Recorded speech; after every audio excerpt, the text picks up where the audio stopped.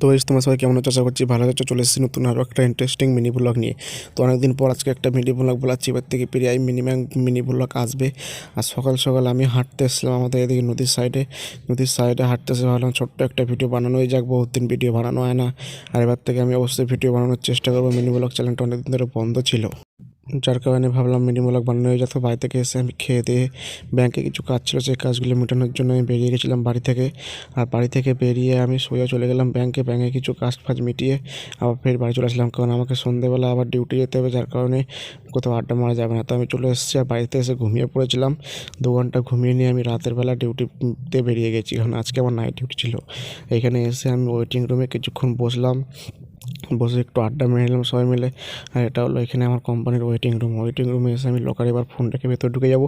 আর দেখাবে সকালবেলা ডিউটি থেকে বেরিয়ে এসে ভিডিওটা অন করলাম। চলো আজকে মিনি ব্লগটা আবার দেখা হবে মিনি ব্লগে।